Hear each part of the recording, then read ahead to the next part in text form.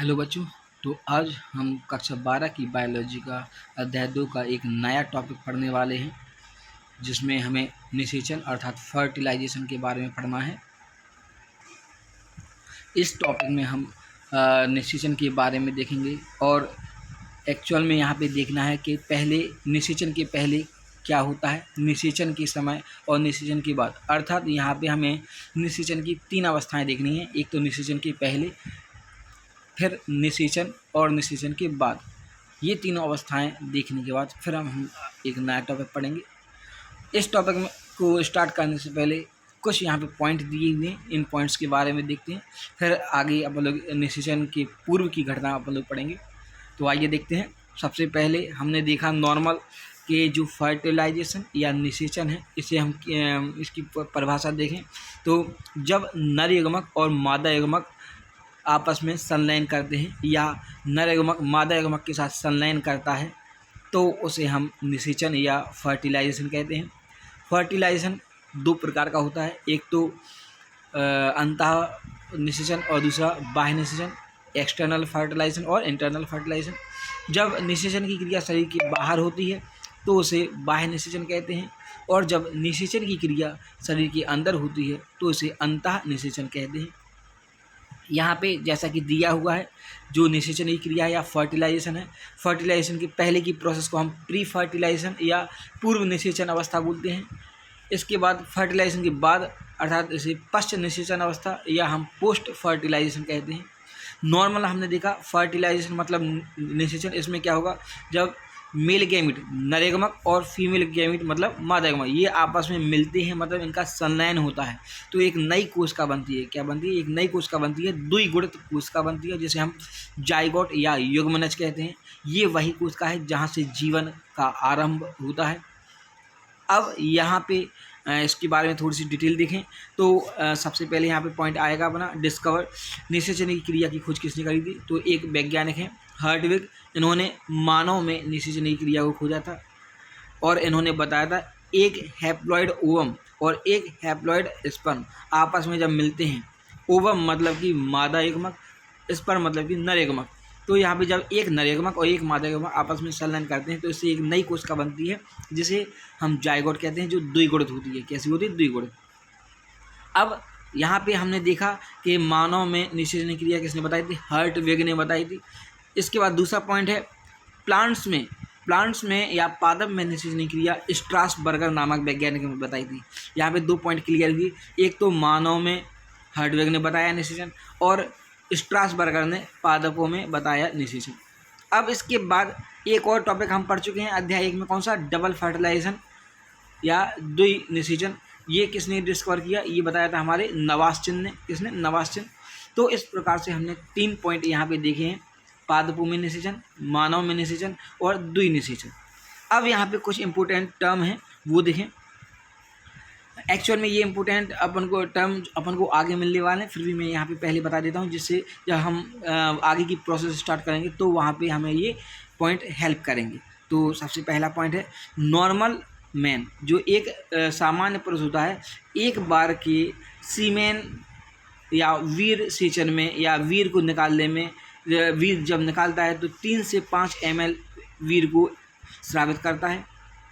अब जो 3 से 5 ml जो वीर निकला है, इसमें लगभग 30 से 40 करोड़ या 300 से 400 मिलियन क्या होते हैं? स्पर्म उपस्थित होते हैं। ध्यान देना बच्चों, यहाँ पे 1 टाइम के सीमेन एजैकुलेशन में 3 से 5 ml सीएम प्रेजेंट होता है, और इस 3 से 5 सीमेन में 30 से 40 करोड़ या 300 से 400 मिलियन स्पर्म उपस्थित होते हैं, जिनमें से केवल 100 से 200 स्पर्म ही सेकेंडरी oocyte अर्थात द्वितीय ऊतक के पास पहुंच पाते हैं। अब यहाँ पे पॉइंट यहाँ पे ये आया कि जब 300 से 400 मिलियन स्पर्म थे, जिसमें से केवल 100 से 200 ही स्पर्म क्यों पहुँच पाए, तो ये भी घटना भी हम आगे देखेंगे। अब पॉइंट ये कि एक्चुअल में ये स्पर्म पहुँचते कैसे हैं। तो जब नर संभोग की प्रक्रिया करता है, तो इस संभोग की प्रक्रिया में वीर को बाहर निकाला जाता है और मादा की योनि में भेज दिया जाता है या सेचित कर दिया जाता है। मेल कॉपुलेटेड की प्रोसेस करता है, क्या करता है, मेल कॉपुलेशन की प्रोसेस करता है। इस कॉपुलेशन की प्रोसेस में सीमेन को इजेक्ट किया जाता है और ये सीमेन कहाँ पे, फीमेल वेजाइना में इजेक्ट कर दी जाती है। कहाँ पे, फीमेल की वेजाइना में इजेक्ट कर दी जाती है। अब यहाँ पे फैलोपियन ट्यूब एक्चुअल में कहाँ पे, ये ओवम के पास में प्रेजेंट होती है। मतलब यहाँ पे देखें ये ओवम जो सेकेंडरी साइड था ये कहाँ पे चला जाता है, ओव्यूलेशन के बाद फैलोपियन ट्यूब के पास पहुँच जाता है। अब यहाँ पे फिर से एक पॉइंट है अपने यहाँ, पॉइंट अपना ये है कि हमने देखा था कि जब एक बार के एजैकुलेशन में 300 से 500 या 300 से 400 मिलियन स्पर्म बन रहे थे या 30 से 40 करोड़ स्पर्म बन रहे थे, जिसमें से केवल 100 से 200 पहुंचे। तो बाकी के स्पर्म को क्या हुआ, तो एक्चुअल में यहाँ पे जैसे ही स्पर्म वेजाइना के पास जाते हैं तो वहाँ पे वेजाइना के द्वारा स्पर्म को किल कर दिया जाता है या स्पर्म को नष्ट कर दिया जाता है। कैसे, तो यहाँ पे पहला है इसमें, जैसे ही हमें पता है वेजाइना जो होती है उसका माध्यम कैसा होता है, एसिडिक होता है, अम्लीय माध्यम होता है। इस अम्लीय माध्यम के कारण अधिकतर जो स्पर्म होते हैं ये नष्ट हो जाते हैं। पहला पॉइंट यहाँ पे क्लियर होगा कि स्पर्म नष्ट क्यों होते हैं। तो वेजाइना या योनि का जो माध्यम होता है वो अम्लीय माध्यम होता है। इस अम्लीय माध्यम के कारण जो स्पर्म है वो नष्ट हो जाते हैं। दूसरा, हमारी जो वेजाइना होती है या योनि होती है, इसकी अंतः वॉल, इनर वॉल या इनर लेयर पर WBC या ल्यूकोसाइट्स उपस्थित होती है। क्या होती है, WBC और ल्यूकोसाइट। अब हमें पता है कक्षा 11 में हम पढ़ चुके हैं, जो WBC होती हैं ये हमारी सुरक्षा कोशिकाएं होती हैं। जैसे ही हमारे शरीर के अंदर कोई बाहर से कोई कोशिका या कोई जीव आता है, कोई माइक्रो ऑर्गेनिज्म वगैरह आता है, तो वो WBC उन माइक्रो ऑर्गेनिज्म को किल कर देती हैं। अब ये जो स्पर्म है ये भी हमारे शरीर से बाहर, शरीर के बाहर से आए हैं। अब जैसे ये शरीर के बाहर से आए हैं तो यहाँ पे WBC को इन्फॉर्मेशन मिलेगी कि कुछ एक्टिविटी हो रही है, यहाँ पे कुछ सेल्स हमारी बॉडी के अंदर आ रही हैं। अब ये फॉरेन सेल्स होती हैं, इसलिए मैक्सिमम ल्यूकोसाइट्स इन स्पर्म को नष्ट कर देते हैं, इन स्पर्म को किल कर देती हैं। तो हमने देखा कुछ स्पर्म एसिडिक नेचर के कारण मर जाते हैं, कुछ स्पर्म WBC के कारण मर जाते हैं, कुछ ही स्पर्म बचते हैं, 100 से 200 स्पर्म बचते हैं जिनमें कुछ स्पेशल कैपेसिटी होती है, उनके माइटोकॉन्ड्रिया वेल डेवलप्ड होते हैं जिसके बाद उनमें बहुत ज़्यादा ऊर्जा होती है। इस बहुत ज़्यादा ऊर्जा होने के कारण ये कहाँ पे, हमारे फैलोपियन ट्यूब तक पहुँच जाते हैं और आगे जाके निषेचनी क्रिया कर सकते हैं। अब यहाँ पे नेक्स्ट पॉइंट आया, जो स्पर्म होता है ये 1 से 4 मिलीमीटर पर मिनट के हिसाब से मूवमेंट करता है या गति करता है। फिर नेक्स्ट पॉइंट यहाँ पे स्पर्म है, ये स्पर्म अगर ओवम के पास जाता है या स्पर्म फैलोपियन ट्यूब पे जाता है तो वहाँ पे 24 से 48 घंटे तक या 1 से 2 दिन तक ओवम का वेट करेगा। इस समय के दौरान अगर स्पर्म या ओवम आ जाता है तो निषेचन क्रिया हो जाएगी, और अगर ओवम नहीं आता है तो अब जब अपना ये स्पर्म नष्ट हो जाएगा। हमने देखो यहाँ पे लिखा भी है, स्पर्म 24 से 48 आवर या 1 से 2 दिन तक यहाँ पे ओवम का वेट करता है। क्यों, क्योंकि यदि इस समय ओवम नहीं आएगा तो स्पर्म नष्ट हो जाएगा, ठीक है, और स्पर्म नष्ट हो जाएगा तो यहाँ पे निषेचन क्रिया ही नहीं हो पाएगी। अब स्पर्म में माइटोकॉन्ड्रिया अधिक होता है, ध्यान देना बच्चों, जो 100 से 200 स्पर्म पहुँच रहे हैं उन 100 से 200 स्पर्म में माइटोकॉन्ड्रिया अधिक था। जैसे ही माइटोकॉन्ड्रिया अधिक था तो उनके अंदर ऊर्जा भी अधिक थी, जिस कारण ये फैलोपियन ट्यूब तक आसानी से पहुंच जाते हैं। कहाँ पे पहुंच जाते हैं, फैलोपियन ट्यूब तक आसानी से पहुंच जाते हैं। अब यहाँ पे एक डेफिनेशन और आई है, इंसेमिनेशन, जिसे हम वीर्य सेचन कहते हैं। इसमें क्या होता है, आइए देखें।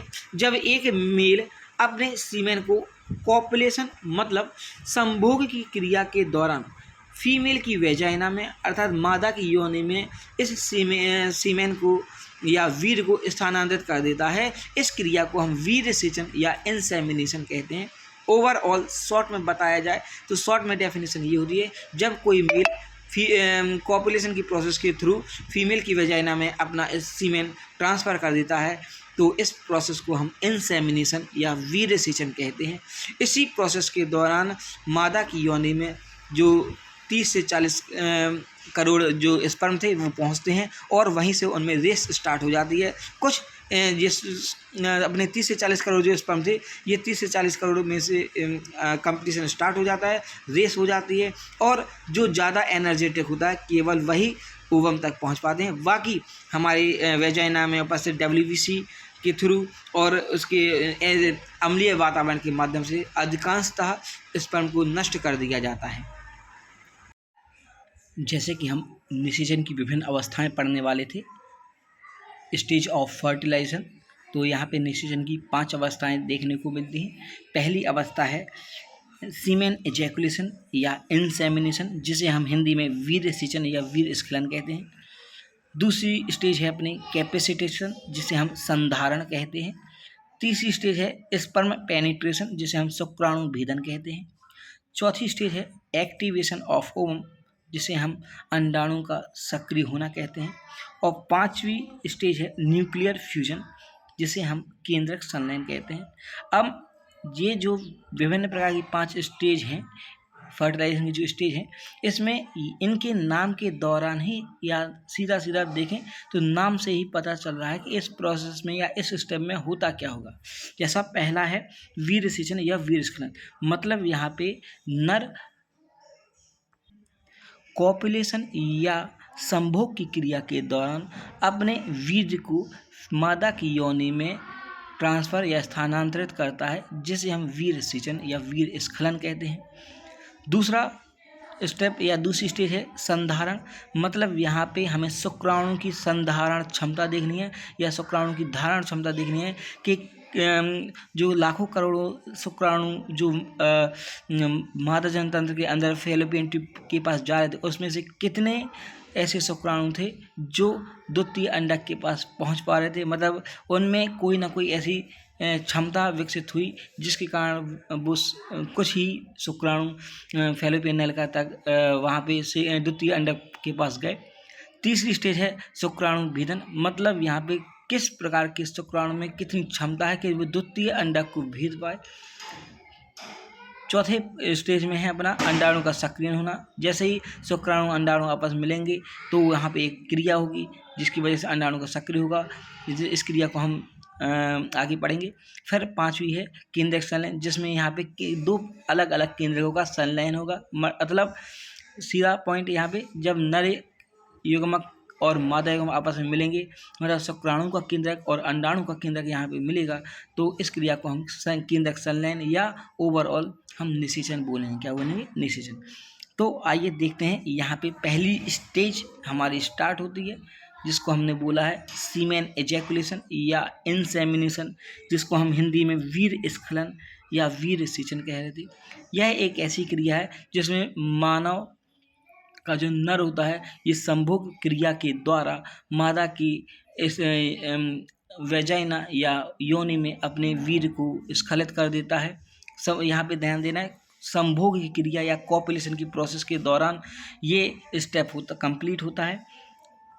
अब पॉइंट यहाँ पे ये आता है कि जैसे मान लो किसी नर के द्वारा यहाँ पे वेजाइना की जो ओपनिंग होती है वहाँ पे अपना सीमेन स्खलित किया गया या अपना वीर्य को यहाँ पे सिंचित किया गया। अब इस वीर्य में जो लाखों करोड़ों की संख्या में शुक्राणु थे, अब इन शुक्राणुओं को पता कैसे चलेगा कि इनको जाना कहाँ पे है, मतलब यहाँ पे इनको ये कैसे पता चलेगा कि अंडाणु यहाँ पे है या यहाँ पे, मतलब द्वितीय अंडक यहाँ पे है यहाँ पे। अब ऐसा तो हो नहीं सकता कि पहले ये शुक्राणु इस साइड जाएं, फिर यहाँ पे ढूंढेंगे, यहाँ पे नहीं मिलेगा, फिर वो वापस आएंगे, फिर यहाँ पे जाएंगे, या सीधे यहाँ पे जाएं, ऐसे नहीं होता है। तो एक्चुअल में वास्तव में ये प्रोसेस अगर देखें तो ये जो द्वितीय अंडक होता है, क्या होता है? द्वितीयक अंडक होता है।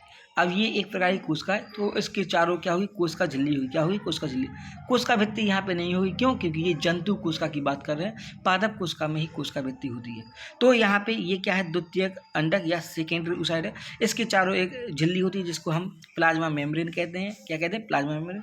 अब इस प्लाज्मा मेम्ब्रेन में एक रासायनिक पदार्थ निकलता है। क्या निकलता है? यह एक रासायनिक पदार्थ निकलता है।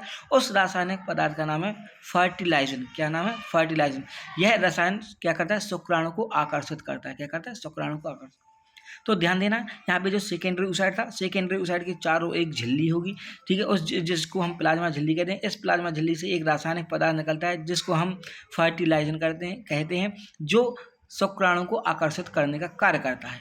इसके अलावा ये हमारे क्या आ रहे हैं, बहुत सारे शुक्राणु आ रहे हैं। अब इन शुक्राणुओं में भी ये क्या है, एक कोशिका है, इसके चारों ओर भी क्या होगी, एक कोशिका झिल्ली होगी। क्या होगी, कोशिका झिल्ली। ये शुक्राणु की कोशिका झिल्ली भी एक रासायनिक पदार्थ निकालती है। किसके विपरीत, ये निकालेगी अंडाणु कोशिका की प्लाज्मा झिल्ली से निकलने वाला जो रासायनिक पदार्थ था फर्टिलाइजेशन, इसके विपरीत निकालेगी। मतलब यहाँ पे जो शुक्राणु की प्लाज्मा झिल्ली ने जो रासायनिक पदार्थ निकाला उसको क्या बोलेंगे हम, एंटी फर्टिलाइजन। क्या बोलेंगे, एंटी फर्टिलाइजन। ये एंटी फर्टिलाइजन जो केमिकल रासायनिक पदार्थ होता है, ये इसी फर्टिलाइजन रसायन की सहायता से कहाँ पे चला जाता है, सेकेंडरी oocyte या द्वितीय अंडक के पास पहुंच जाता है। एक्चुअल में होता क्या है, देखें यहाँ पे, जैसे ये सेकेंडरी oocyte था, ये सेकेंडरी oocyte की प्लाज्मा मेम्ब्रेन ने रासायनिक पदार्थ निकाला, ये रासायनिक पदार्थ निकाल गया। कौन सा रासायनिक पदार्थ, फर्टिलाइजन रासायनिक पदार्थ निकाला, ये यहाँ पे रासायनिक पदार्थ आ गया। अब यहाँ से जो शुक्राणु गति करते हुए आ रहे हैं, इनकी कोशिका झिल्ली में भी क्या होगा, यहाँ पे एक रासायनिक पदार्थ निकलेगा। कौन सा, एंटी फर्टिलाइजन। अब ये एंटी फर्टिलाइजन रासायनिक पदार्थ इसी को देखते हुए या इसको कीमोट्रोपिज्म यहाँ पे गति होगी। कौन सी, कीमोट्रोपिज्म या रसानुवर्तन गति होगी। और रसानुवर्तन गति करता हुआ कहाँ पे पहुँच जाएगा, सेकेंडरी oocyte में के पास पहुँच जाएगा। यहाँ पे मैंने लिखा भी है, नर जब संभोग क्रिया के दौरान अपने वीर्य को वेजाइना में या योनि में स्खलित कर देता है, तब स्पर्म के द्वारा एंटी फर्टिलाइजन हार्मोन रासायनिक पदार्थ निकलता है, और ओवम के द्वारा या सेकेंडरी oocyte के द्वारा फर्टिलाइजन रासायनिक पदार्थ निकलता है। तो ये एंटी फर्टिलाइजन की सहायता से कीमोट्रोपिज्म करता है। क्या करता है, कीमोट्रोपिज्म या रसानुवर्तन गति करता है। और रसानुवर्तन गति करते हुए कहाँ पे पहुँच जाता है, सेकेंडरी oocyte के पास पहुँच जाता है। ठीक है, जो आगे क्या करवाएगा, आगे फर्टिलाइजेशन करवाता है। क्या करता है, फर्टिलाइजेशन या निषेचन की क्रिया करवाता है। तो ये आशा करता हूँ ये आपको फर्स्ट स्टेज से आपको समझ में आएगी। एक्चुअल में यहाँ पे सीमेन एजैकुलेशन या वीर्य सेचन में की प्रोसेस जो होती किस प्रकार से है ये। अब दूसरी हमारी अवस्था है कौन सी, स्पर्म कैपेसिटेशन या शुक्राणु संधारण। शुक्राणु संधारण में दो शब्द हैं, एक तो शुक्राणु, दूसरा संधारण। संधारण मतलब क्षमता, क्या होती है, क्षमता। मतलब यहाँ पे शुक्राणु की क्षमता हमें देखनी है। अब यहाँ पे शुक्राणु की क्षमता हम दो प्रकार से देखते हैं, अर्थात शुक्राणु दो तरीके से अपनी क्षमता प्रदर्शित करता है। यहाँ पे देखें, पॉइंट यहाँ पे ये है कि जो 200 से 300 या 30-40 करोड़ की संख्या में जो स्पर्म निकल रहे थे, उनमें से केवल 100 से 200 स्पर्म ही क्यों पहुँचते हैं, ये नष्ट क्यों नहीं होते। यहाँ पे ध्यान देना है, दो क्वेश्चन बन रहे हैं कि केवल 100 से 200 स्पर्म ही क्यों पहुँच रहे हैं, और दूसरा अगर बाकी के नष्ट हो रहे हैं तो ये क्यों नष्ट नहीं हुई। तो यहाँ पे शुक्राणु दो प्रकार से अपनी क्षमता प्रदर्शित करेगा। ठीक है, जैसे पहला यहाँ पे, जैसे मान लो ये शुक्राणु है, केवल 100 से 200 ही क्यों पहुँचे, तो इन शुक्राणुओं में क्या होगा, स्पेशली जो 30 से 40 करोड़ जो शुक्राणु थे, उनमें से सभी में माइटोकॉन्ड्रिया होता है, लेकिन 100 से 200 शुक्राणुओं में माइटोकॉन्ड्रिया की संख्या थोड़ी सी ज़्यादा होगी। अब माइटोकॉन्ड्रिया की संख्या ज़्यादा होगी तो इनमें एनर्जी भी ज़्यादा होगी। अब अगर एनर्जी भी ज़्यादा होगी तो ये जो योनि में जो अम्लीय माध्यम मिल रहा था, उस अम्लीय माध्यम के अगेंस्ट थोड़ी गति ज़्यादा करेंगे। जब ज़्यादा गति करेंगे, थोड़ा स्पीड पकड़ेगा, मतलब ये फैलोपियन नलिका में जल्दी पहुंच जाएंगे। ध्यान देना बच्चों, जो 30 से 40 करोड़ जो शुक्राणु थे, इन 30 से 40 करोड़ शुक्राणुओं में सभी में क्या था, माइटोकॉन्ड्रिया था। लेकिन कुछ ही शुक्राणु ऐसे थे, जो 100-200 शुक्राणु ऐसे थे जिनमें माइटोकॉन्ड्रिया की संख्या ज़्यादा थी। माइटोकॉन्ड्रिया की संख्या ज़्यादा होने के कारण इनमें एनर्जी ज़्यादा पहुंची। जैसे ही एनर्जी ज़्यादा आ गई तो इन्होंने जो योनि के अंदर जो अम्लीय माध्यम था, उसी माध्यम के अगेंस्ट या विपरीत इन्होंने गति थोड़ी सी ज़्यादा प्रदर्शित की, जिसके कारण ये जल्दी से जल्दी कहाँ पे पहुंच गए, फैलोपियन नलिका तक पहुंच गए। बाकी के शुक्राणुओं में माइटोकॉन्ड्रिया कम था, जिसकी वजह से वो प्रॉपर तरीके से गति नहीं कर पाए और वो उस अम्लीय माध्यम के कारण नष्ट हो गए। इसके अलावा कुछ हमने देखा था, इसके पहले कुछ पॉइंट देखे थे इसके पहले वाले टॉपिक में, कि जो अम्लीय योनि होती थी, उस योनि में कुछ WBC भी होती थी, जो इन्हीं शुक्राणुओं को क्या कर देती थी, मार देती थी। अब यहाँ पे दूसरा है दूसरा क्षमता क्या है, वेजाइनल लेयर, मतलब यहाँ पे योनि के पास एक परत होती है या योनि में एक परत होती है जिसको हम वेजाइनल लेयर या वेजाइनल योनि परत कहते हैं। इसका स्वभाव कैसा होता है, अम्लीयता होता है, मतलब इसके अंदर क्या होता है, अम्लीय माध्यम होता है। क्या होता है, अम्लीय माध्यम। अब योनि का अम्लीय माध्यम शुक्राणु की प्लाज्मा झिल्ली को तोड़ने में सहायता करता है, ठीक है, जिसकी वजह से शुक्राणु का जो एक्रोसोम वाला पार्ट होता है ये आगे जाके टूटने लगता है। तो यहाँ पे हमने शुक्राणु की क्षमता देखी, शुक्राणु की संधारण क्षमता देखी, जिसकी वजह से शुक्राणु जो 30 से 40 करोड़ शुक्राणु थे ये किस प्रकार से फैलोपियन नलिका तक पहुंच गए। ठीक है, पहुंचे कितने थे, केवल 100 से 200 ही। क्यों, क्योंकि उनके अंदर माइटोकॉन्ड्रिया की संख्या ज़्यादा थी, जिसके कारण उनमें ऊर्जा बहुत अधिक होगी, जिसके कारण वो तेजी से गति करते हुए कहाँ पे पहुँच गए, फैलोपियन नलिका तक पहुँच गए। बाकी शुक्राणु में ये क्षमता नहीं होती, जिसके कारण वो वहाँ पे ही नष्ट हो गए। कुछ अम्लीय माध्यम के कारण नष्ट हो गए, कुछ वेजाइनल लेयर के पास जो WBC थी उन ल्यूकोसाइड ने या WBC ने उनको नष्ट कर दिया या किल कर दिया। अब नेक्स्ट स्टेज अपनी आती है कौन सी, अगली स्टेज है अपनी कौन सी, स्पर्म पेनिट्रेशन या शुक्राणु भेदन क्षमता या शुक्राणु भेदन बोलते हैं। अब इसमें नाम, इसके नाम में दो शब्द, शुक्राणु भेदन, मतलब यहाँ पे शुक्राणु क्या करेगा, भेदेगा। किसको भेदेगा, यहाँ पे द्वितीय अंडक को भेदेगा। अब कैसे भेदेगा, तो हमने जब शुक्राणु की संरचना पढ़ी थी तो शुक्राणु की संरचना का जो सिर वाला भाग था, उस सिर वाले भाग में यहाँ पे एक फूली हुई संरचना थी जिसको हम क्या बोल रहे थे, एक्रोसोम, जो काय का बना हुआ था, गोल्जी बॉडी का बना हुआ था, जिसमें कुछ विशेष प्रकार के एंजाइम पाए जा रहे थे, जिसमें से 3 एंजाइम के बारे में अपन ने बहुत ही अच्छी तरीके से डिस्कशन किया था। तो आइए देखें यहाँ पे एक्चुअल में ये प्रोसेस में या इस स्टेप में होता क्या है। तो स्पर्म पेनिट्रेशन या शुक्राणु भेदन, यहाँ पे देखें शुक्राणु में जो सबसे जब शुक्राणु गति करता हुआ जाता है तो यहाँ पे एक्रोसोमल अभिक्रिया होती है। कौन सी, एक्रोसोमल अभिक्रिया होती है। इस एक्रोसोमल अभिक्रिया में कुछ पाचक एंजाइम भाग लेते हैं। कितने पाचक एंजाइम, जैसा कि अभी मैंने बताया, इस एक्रोसोम में कुछ पाचक एंजाइम पाए जाते हैं। यही पाचक एंजाइम इस एक्रोसोमल अभिक्रिया में भाग लेंगे।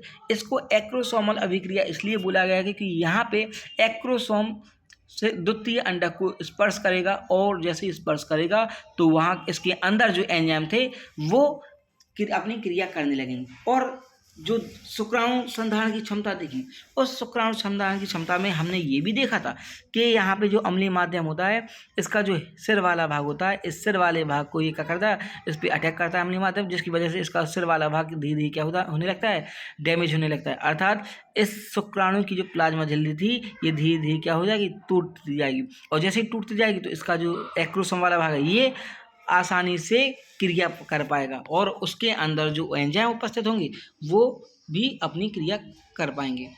अब यहाँ पे जैसे देखा हमने कि एक्रोसोम उस सेकेंडरी ओसाइट के पास जा रहा था, तो यहाँ पे क्या हुआ, एक्रोसोमल अभिक्रिया हुई। इस एक्रोसोमल अभिक्रिया में एक्रोसोम के अंदर जो पाचक एंजाइम थे वो बाहर निकले।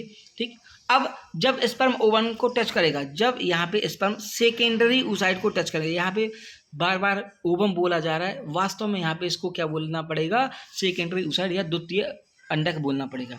तो जैसे ही यहाँ पे हमने देखा ये अपना मादा जनन तंत्र है, इस मादा जनन तंत्र में ये द्वितीयक अंडक था। क्या था, द्वितीयक अंडक।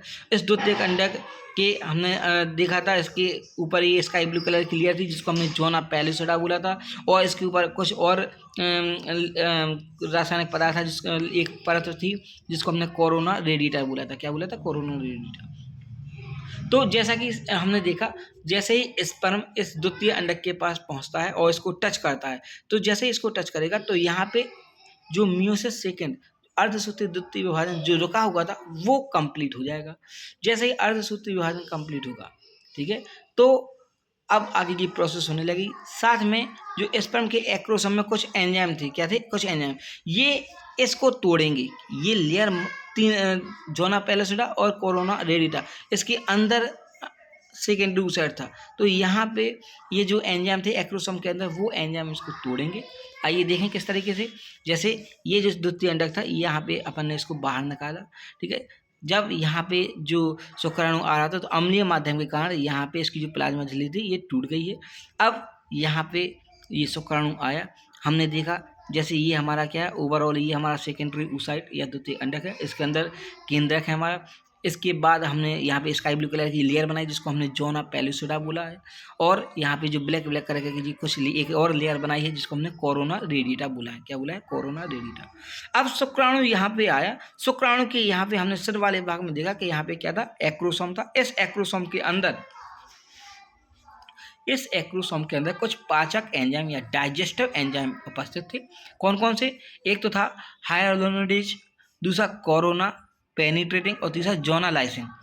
अब जो हाइलुरोनिडेज जो एंजाइम था ये क्या करता है, ये ओवम की प्लाज्मा मेम्ब्रेन को स्पर्म की प्लाज्मा मेम्ब्रेन से अटैच करेगा, मतलब पहले इसकी जो लेयर थी वो उसको तोड़ेगा और स्पर्म की प्लाज्मा मेम्ब्रेन को ओवम की प्लाज्मा मेम्ब्रेन से अटैच कराने में हेल्प करेगा। दूसरा कोरोना पेनिट्रेटिंग एंजाइम, ये क्या करेगा, इस कोरोना रेडिटा को तोड़ेगा। तीसरा जोना लाइसिंग एंजाइम जो क्या करेगा, जोना पेलिसोडा को तोड़ेगा। एक बार फिर से देखें बच्चों, ध्यान देना है यहाँ पे, ये डायग्राम ध्यान देना है। ये हमारा द्वितीय अंडक मतलब कि सेकेंडरी oocyte था, इसके अंदर केंद्रक था, इसके बाहर एक लेयर थी जिसको हमने जोना पेलिसोडा बोला था, और इसके ऊपर एक और लेयर थी जिसको हमने कोरोना रेडिटा बोला था। अब जो स्पर्म यहाँ पे आ रहा था, इस स्पर्म में ध्यान देना, यहाँ पे स्पर्म की जो प्लाज्मा मेम्ब्रेन थी ये योनि के अम्लीय माध्यम के कारण यहाँ पे टूट गई। ठीक है, अब यहाँ पे ये स्पर्म आया, यहाँ पे टच कर रहा है, तो जैसे ही यहाँ पे स्पर्म आएगा तो ये स्पर्म के हेड में यहाँ पे एक्रोसोम प्रेजेंट था। क्या था? एक्रोसोम। इस एक्रोसोम में कुछ डाइजेस्टिव एंजाइम प्रेजेंट थे। क्या थे? डाइजेस्टिव एंजाइम, जो अपना अलग अलग तरीके से काम कर रहे थे। पहला एंजाइम था क्या, कौन सा? हाइलुरोनिडेज एंजाइम, दूसरा कोरोना पेनिट्रेटिंग और तीसरा जोना लाइसिन।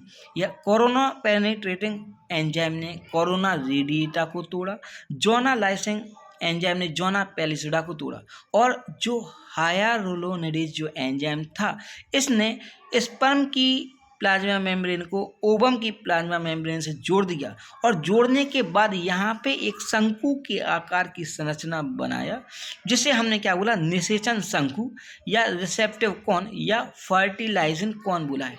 ध्यान देना बच्चों, देखिए इस डायग्राम में ये हमारा सेकेंडरी oocyte था। यहाँ पे पहली बात तो जैसे ही स्पर्म ने इसको टच किया तो यहाँ पे जो अर्धसूत्री विभाजन जो रुका हुआ था वो अर्धसूत्री विभाजन द्वितीय कंप्लीट हुआ।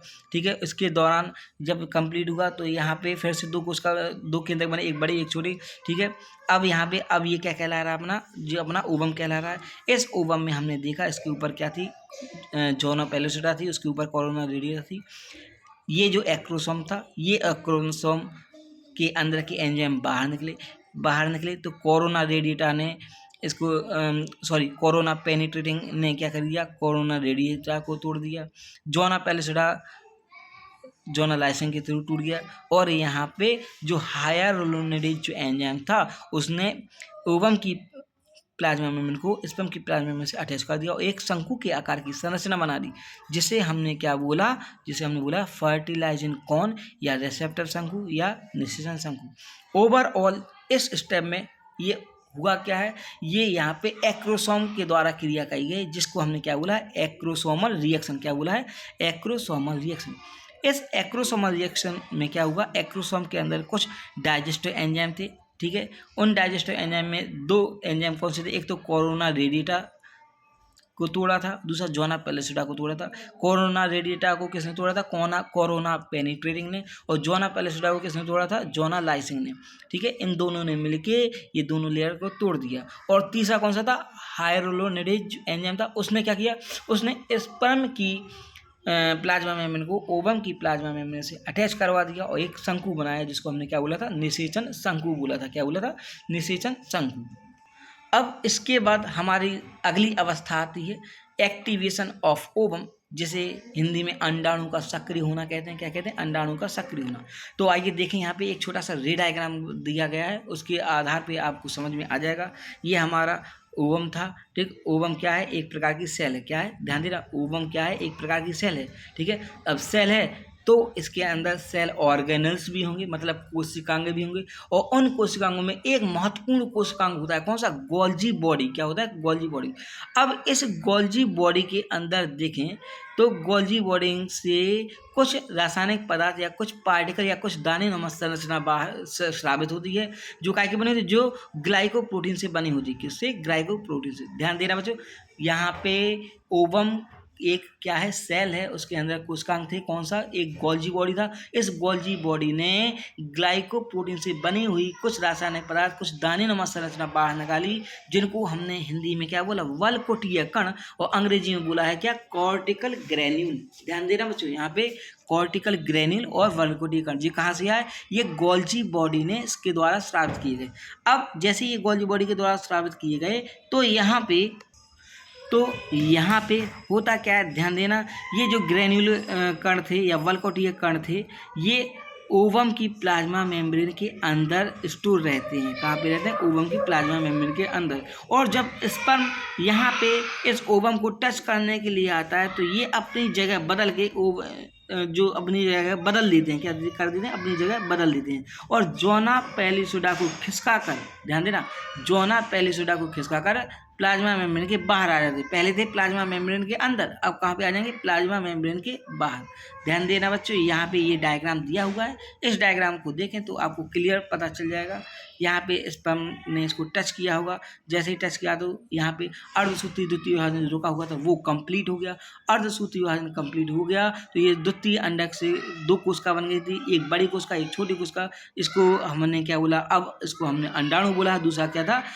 हमारा सेकेंडरी पोलर बॉडी थी। देखिए डायग्राम दिया हुआ है, इस डायग्राम में हमने देखा ये ओवरऑल हमारा क्या है? अब हमारा ये ओवरऑल हमारा ओवम है। इस ओवम के अंदर ये कोशिका है, तो इसके अंदर क्या होगा? कोशिका द्रव होगा।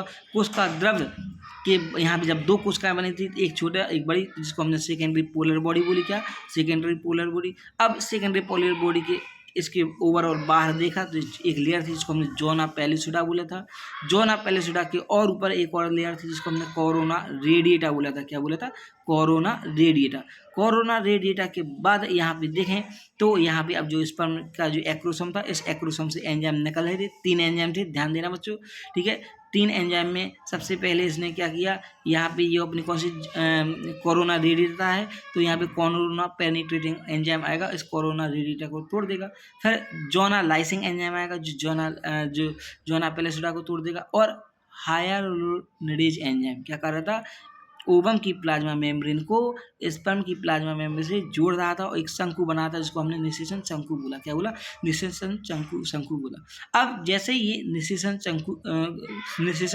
शंकु अटैच बनता है या बन जाता है, तो तुरंत ही क्या होगा? ये जो शुक्राणु का केंद्रक है, ये इसके अंदर आ जाएगा। साथ में जो यहाँ पे सेंट्रियोल बना है, तारा केंद्र, ये भी इसके साथ में यहाँ पे आ जाएगा।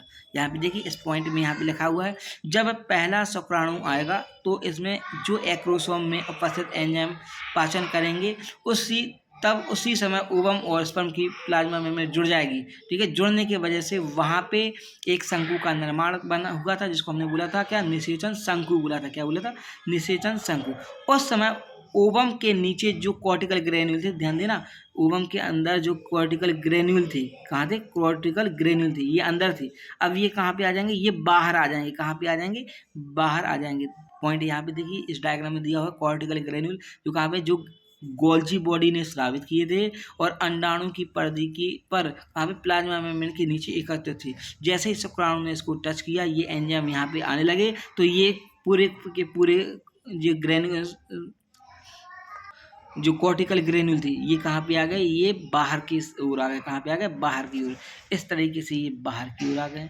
अब जैसे ही ये बाहर गया, अब मान लो यहाँ पे हमने देखा था 100 से 200 शुक्राणु ही यहाँ पे द्वितीय अंडक के पास आए थे। अब एक ने तो यहाँ पे क्रिया कर ली, बाकी के स्पर्म यहाँ पे क्रिया नहीं कर पा रहे। क्यों? क्योंकि हमें पता है कि जब ये पहला स्पर्म जब आया था तो वहाँ पे केवल जोना पेलिसुडा और क्या थी? जोना पेलिसुडा के अलावा कोरोना रेडिएटा थी, और स्पर्म के पास केवल 2 ही एंजाइम थे, कोरोना पेनिट्रेटिंग और कौन सा, जोना लाइसिंग एंजाइम। अब यहाँ पे ये आगे की कंप्लीट प्रोसेस हो गई थी।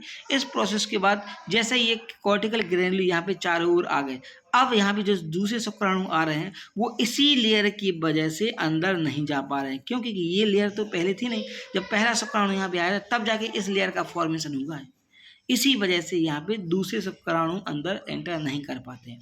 और ओवरऑल ये हमारा डायग्राम बन जाता है कैसा, ये हमारा ओवम था, ओवम की चारों ओर क्या थी, हमारी जोना पेलिसिडा थी, जोना पेलिसिडा के अंदर कॉर्टिकल ग्रेन्यूल थे। अब ये जहाँ पे ये कॉर्टिकल ग्रेन्यूल प्रेजेंट होते हैं वो उस गैप को हम क्या बोलते हैं, विटेलाइन गैप बोलते हैं। क्या बोलते हैं, विटेलाइन गैप बोलते हैं। क्या बोलते हैं, विटेलाइन गैप। और कॉर्टिकल ग्रेन्यूल और विटेलाइन गैप, इन दोनों को मिला के एक झिल्ली नमा संरचना बनती है जिसे हम निषेचन झिल्ली कहते हैं। क्या कहते हैं, निषेचन झिल्ली। ध्यान देना बच्चों एक बार और, ये डायग्राम, ये हमारा क्या है, ओवम है। ओवम के चारों ओर क्या है, जोना पेलिसिडा है। जोना पेलिसिडा और ओवम के अंदर बीच में एक गैप था जिसको हमने विटेलाइन गैप बोला है। इस विटेलाइन गैप में क्या थे, ग्लाइकोप्रोटीन को करते जिसको हमने कॉर्टिकल ग्रेन्यूल बोला था। ये कॉर्टिकल ग्रेन्यूल और विटेलिन गैप दोनों मिलकर क्या बनाते हैं, एक झिल्ली नमा संरचना बनाते हैं जिसे क्या बोला था हमने, निषेचन झिल्ली बोला था। क्या बोला था, निषेचन झिल्ली। इस प्रकार से ये कंप्लीट हमारे निषेचन की क्रिया कंप्लीट हो जाती है। क्या हो जाती है, निषेचन की क्रिया कंप्लीट। मतलब यहाँ पे हमने क्या पढ़ लिया है, निषेचन पढ़ लिया। क्या पढ़ लिया है, निषेचन। अब निषेचन की बाद की घटनाएं पढ़नी है। क्या पढ़नी है, निषेचन। ध्यान देना बच्चों, हमने यहाँ पे निषेचन की 3 अवस्थाएं पढ़ी थी। निषेचन की पहले की अवस्था जिसमें हमने विभिन्न प्रकार के युग्मकों का, लैंगिक अंगों का निर्माण देखा था। फिर निषेचन की क्रिया जिसमें हमने ये 5 स्टेप देखे। और आखिरी हमारी क्या है, पश्च निषेचन, या निषेचन की बात की घटना जिसमें हमें सगर्भता की कंडीशन देखनी है। तो ये जो वीडियो जो चल रहा है, इस वीडियो में आपको आशा करता हूँ ये समझ में आया होगा। अब यहाँ पे कुछ पॉइंट हैं, ये पॉइंट देख लें, बहुत ही इंपॉर्टेंट पॉइंट होते हैं। इसमें पहला पॉइंट है, स्पर्म का एक्रोसोम में जो एंजाइम उपस्थित थे वह जोना पेलिसिडा और कोरोना रेडिएटा को तोड़ता है। निषेचन झिल्ली बनने के बाद यदि कोई और स्पर्म आएगा तो इसी मेम्ब्रेन के कारण वो अंदर एंटर नहीं कर पाएगा। ध्यान देना बच्चों, जैसा कि हमने यहाँ पे देखा था, ये जो स्ट्रक्चर बनी थी ये कोरोना रेडिएटा था, इसके अंदर विटेलिन गैप था। विटेलिन गैप के अंदर क्या थे, ये पार्टिकल थे, कौन से, ग्रेन्यूल पार्टिकल या कॉर्टिकल ग्रेन्यूल पार्टिकल थे, जिनकी वजह से दूसरे स्पर्म यहाँ के अंदर एंटर नहीं कर पाए थे। अब यहाँ पे ये जो वीडियो है वो कंप्लीट होगा। ठीक है, इसमें कुछ टर्म है, कैरियोप्लाज्मिक इनहेरिडिटी, साइटोप्लाज्मिक इनहेरिडिटी,